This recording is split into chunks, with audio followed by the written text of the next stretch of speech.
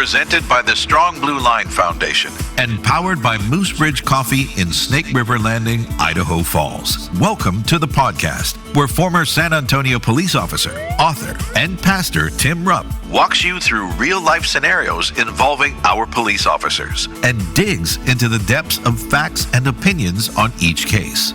This is Cop Talk, and it starts now. Hello and welcome to the Strong Blue Line's Cop Talk. I'm Tim Rupp in the Rev.FM studio in beautiful Idaho Falls. Here with me is station manager Gary Austin. Hello, Gary. Hello, Tim. I love the new opening.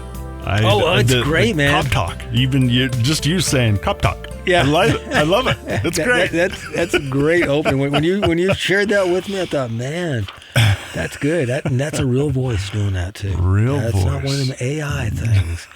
Anyways, speaking of AI, my books are on audio now, Gary. Yes, they're all on audio. Super excited. You can get them through Amazon. Amazon did the audio for me. Yeah. They did it automatically or whatever. I just, I had to do it, but it was all their equipment or whatever, their software. Wow. But anyways. Well, congratulations. So all the books are on. That has been a long time coming. Yes. So if you want, I know a lot of people ask me, hey, Audible. are your books going to be on audio? I don't read that much, but I listen, when I'm driving or I'm going on a trip or I'm just driving back and forth to work, whatever it is. A lot of people here drive out to the site, a couple hours, every day, an hour there, an hour back, whatever, so they can listen to an audio book. And but don't listen to it because it'll keep you awake at night. Well, I hope they will anyway. Anyways, they're on audio and on Amazon, so check it out. All my books are there. And we got some things to get to today. We've got some interesting stories. We do. That's kind of cool, and we'll get to talk to them. But first of all, we're going to do our Officer Down Memorial page. The officers that were killed in the line of duty on this day in history. And so I have Sergeant John Sturdy, St. Louis Metropolitan Police Department, Missouri. End of watch Friday, April 10th, this day, April 10th, 1863. So, right smack dab in the middle of the Civil War. Yep. Sergeant John Sturdy was beaten to death by two men with clubs in retaliation for the arrest of the men's friend. The attack on Sergeant Sturdy took place on 2nd Street near Cedar Street as he patrolled his walking beat. So here he is, walking the beat. He had arrested their friend, obviously, earlier the day before, whatever it was, and they just beat him to death. That's all the information we have. Not a lot. It says Sergeant Sturdy had served with the St. Louis Police Department for 7 years, 33 years old. So he was a relatively young man, 33 years old, and doesn't say anything about family. That's all we have on him. So, just made an arrest. So interesting. Doesn't say what the arrest is for. They just beat him to death because he arrested their friend. Okay, what do you have, Gary? Well, this is Deputy Sheriff Thomas Patrick Barnes, end of watch 2021, Jefferson Davis County Sheriff's Department out of Mississippi. Interesting, he was killed in a vehicle crash while responding to a domestic disturbance at a hotel. So he was responding as backup, and his patrol car left the roadway and struck a tree, and he passed away. He also served as a part-time officer with the Prentice Police Department, survived by his wife, 2 children, and 1 grandchild, 49 years old. Wow. And serving 2 different police departments. Yeah. Interesting. And when what year was that? 2021. 2021. So that was time when police departments needed. Since 2020, they've been really short. So maybe he's backfilling for a smaller agency that didn't have. That's true. Takes his time off and works for another agency. Wow. Thank you for that, Gary. Yeah. So we got I got in the South. We talked about we're in Mississippi or Missouri. And so this story comes out. This is from March 8th, so just about a month ago. March 8th, from a Louisiana deputy made a traffic stop. This is an interesting story. It says this: while a deputy was searching a vehicle, so he's searching a vehicle, the bad guy's vehicle, the driver got into the car and drove off with the deputy still inside. Oh, wow. After the man did not heed instructions to stop, the deputy shot him, causing the car to crash. Oh, my So goodness. apparently what happened, Gary, is he made a traffic stop. He got the driver out, and he was going to go back in to look for something, maybe drugs or a weapon or something like that. So the deputy was inside the car, looking for something, like in the back seat or something maybe, and the guy jumps in the car and takes off with the deputy in it. This happened in Calacusa Parish. I'm not sure. That's probably a French. Some parish in Louisiana that starts with the C. A deputy was being kidnapped, it says, when he pulled his gun and shot the driver on Interstate 10 in southwest Louisiana, according to investigators. The deputy and suspect survived the resulting car crash, but both were hospitalized, and the parish office reported in a news release. It happened around 10 a.m. It's 10 a.m. in the morning on Thursday, March 7th, during a traffic stop near Lake Charles. I've been to Lake Charles, drove across. They got a big bridge that spans. You ever been down there? I've heard of that. Yeah, big bridge. It was about 205 miles, 205-mile drive west of New Orleans. Investigators say the trouble started when a search vehicle revealed illegal narcotics. There you go, illegal narcotics. While the deputy was still inside the vehicle, the suspect entered the driver's side and drove off, fleeing the scene with the deputy still inside, kidnapping the deputy, officials said. The deputy made several verbal commands for the suspect to stop, and he did not comply, at which time the deputy fired his weapon, hitting the suspect. The vehicle crashed. Now, he's searching it for narcotics. The guy jumps inside and takes off and would not stop. Do you think maybe he was partaking in the narcotics himself? Yeah. Probably likely so. I mean, well, it's interesting. I'm just wondering, it doesn't really say where the officer was. Did he have the door closed? As soon as the guy jumped in, why did he jump out? It doesn't say, but what I'm picturing is he's in there, maybe, in the back seat, maybe under. When you start searching for narcotics, you can go places. Under, yeah. And obviously the officer wasn't paying attention to the guy. You got to do that. I'm assuming the guy wasn't handcuffed. He should have handcuffed him in the back, handcuffed behind his back, put him in a position where he can watch him. Yeah. Or if he had a cage in his car, put him in the cage car and put him in the cage in the car. Closed door so he can't get out. Yeah. So he can go back and safely search, because you've got to keep an eye on your prisoners. You're responsible for the prisoners. Right. Even if if you stop somebody and you're searching the car and they run out in the street and get ran over, they may hold you liable because you stopped them, detained them. Although you got to be careful. Yeah. You're responsible for the safety of the public. Mm-hmm. And so the thing to do is put them in your car in the back cage. We don't know really what happened here. The fact of the matter is the guy, they're all, I guess, okay. I don't know. It said they survived. The identity of the driver and the deputy and the details of injuries have not been released as of March 8th. The driver is facing charges along with attempted first-degree murder of the deputy and the kidnapping of the deputy. So somehow he's facing charges of attempted first-degree murder of the deputy. Mm-hmm. Maybe he was trying to kick him out, as they were driving or something. He knows. I don't know what they were doing. He was doing something. Louisiana State Police will lead a separate investigation into the shooting of the suspect, officials said, which is quite common for another agency, an outside agency, to investigate an officer-involved shooting. Yeah. Investigators did not say why the vehicle was pulled over, but noted the traffic stop was initiated with the Combined Anti-Drug Task Force.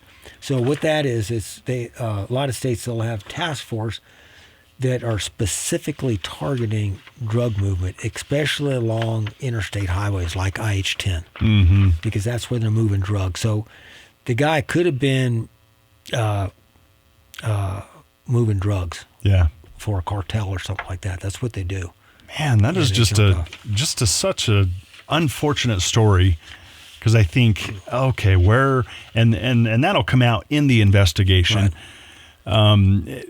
But thinking, is it in the training? Why did he turn his back on why didn't he confine his suspect? That's a good question. Is it in the training?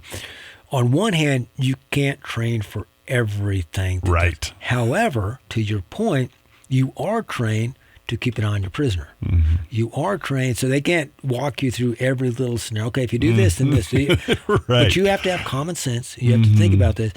And I'm not disparaging this officer. As officers, we've all done things. We've, wasn't thinking, and maybe it wasn't that officer at all. Maybe there was another officer there. We don't know what happened. Exactly. And he thought the other officer was watching the guy, and that officer dropped the ball. Yeah. Who knows? Yeah. What happened. Know. It'll come out in the investigation.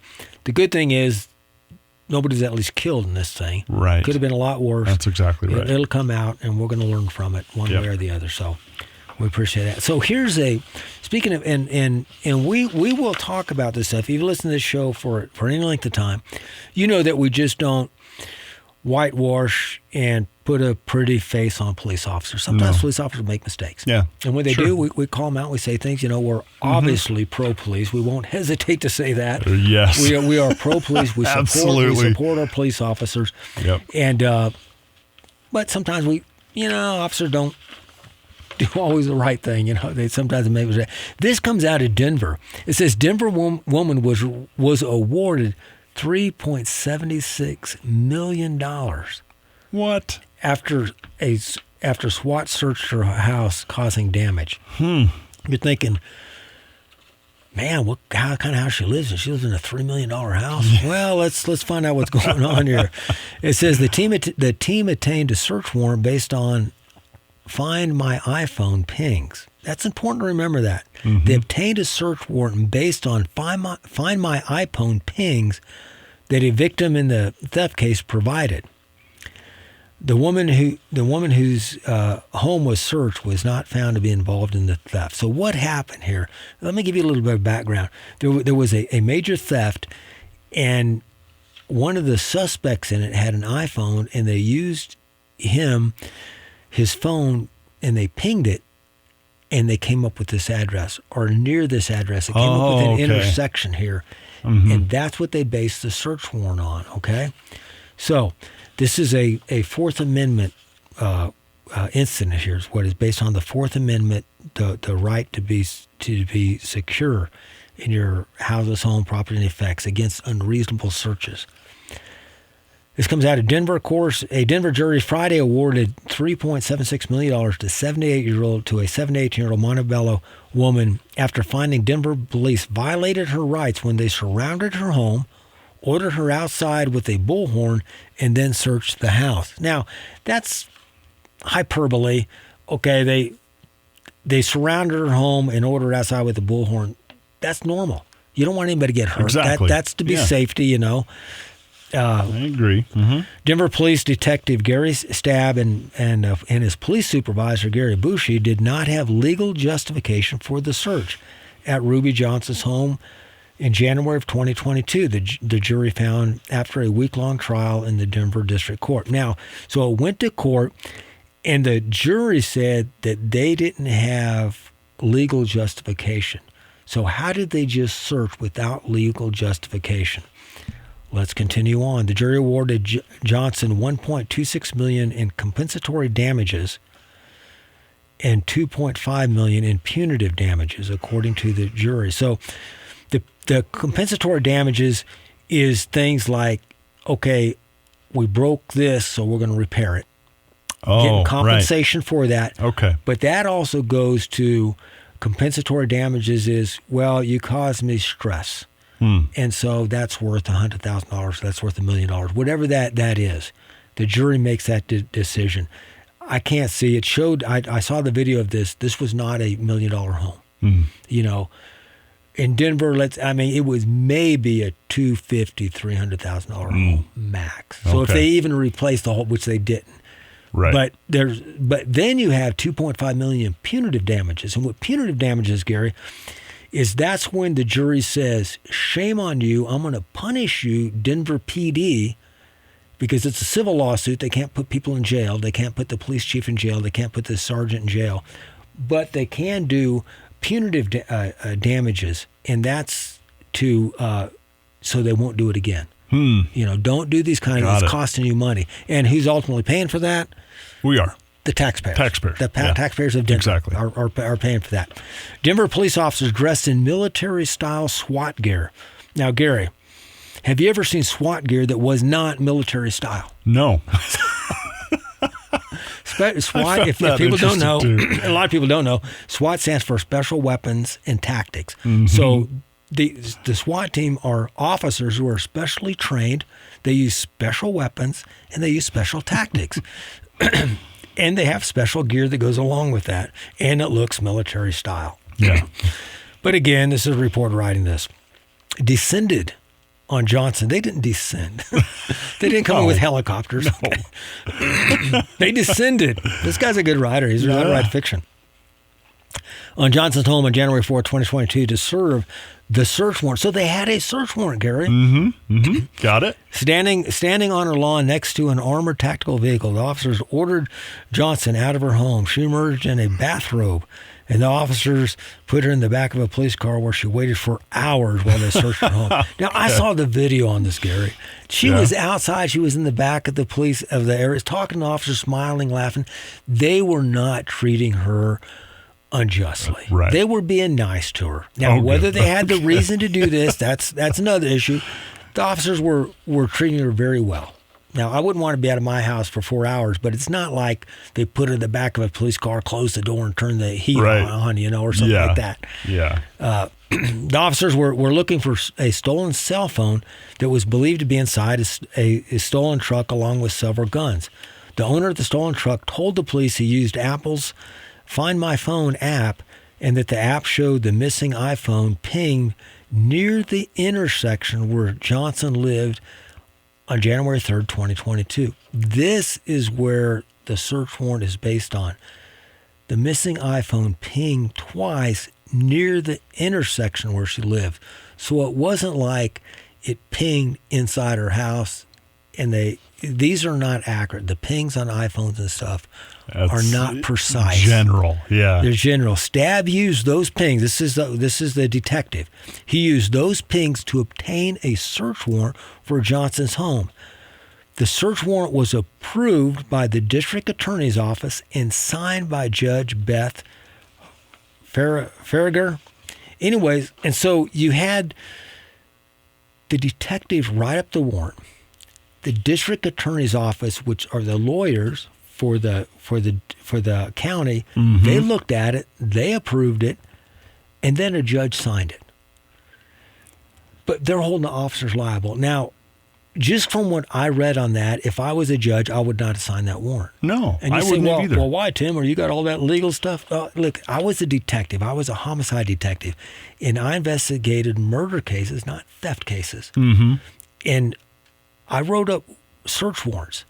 And I remember this one case, Gary, I wrote up, and we believed that the murder took place inside the living room. Mm-hmm. We were pretty sure that's where it happened from the evidence that we got and from the witness testimony. But I wrote up a search warrant for the entire house. I presented it to the judge. The judge read the search warrant. He asked me some questions, and he said, you can search the living room. That's it. You cannot, I'm not giving you the entire house unless I develop more evidence that would, you know what? And the judge was right. And the murder took place in the living room, and that's where we found the evidence. We did not need to go to the entire house. Mm-hmm. But that was, the judge made that decision. He said, officer, this is it. And so the judge made that decision. So I can understand the lady being upset. I can understand her filing charges, and I can understand her being compensated. I get all that. Me too. I believe she should have been compensated. Mm-hmm. $3.76 million? No. I think that's excessive. Now, punitive, yes. I can see the punitive thing because you don't want the police department doing that. But what about the district attorney's office ought to be kicking in some money to this. Of course, it all comes from the same, Right. But the thing is, you got lawyers that reviewed this, and lawyers have gone to law school. And judges are lawyers, and they went to law school. Mm-hmm. This policeman, he got, maybe he may have gone to college, took some courses. Maybe he didn't. Maybe he never went to college. He just learned this by doing it. Anyways, that's what they got. So, but it's interesting too that it's like the owner of the stolen truck told police that he was in that area. that it was in that area. So as a police officer or detective, wouldn't you do a little bit more? Maybe drive the suspect out there and say, where was it at? Yeah, exactly. Or maybe the truck is there. Maybe, who knows? Or maybe this criminal is lying.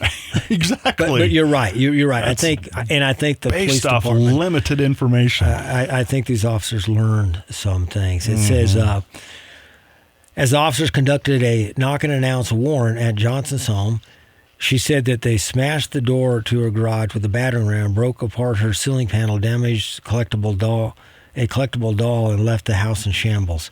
The officers found nothing Johnson had to do with the stolen goods. Officers found nothing. Johnson had nothing to do with the stolen goods. The American Civil Liberties Union of Colorado said the news in a news release on Monday. Johnson and the ACLU of Colorado sued in late 2022, alleging the officers didn't have enough evidence for the search warrant and used excessive force during the raid.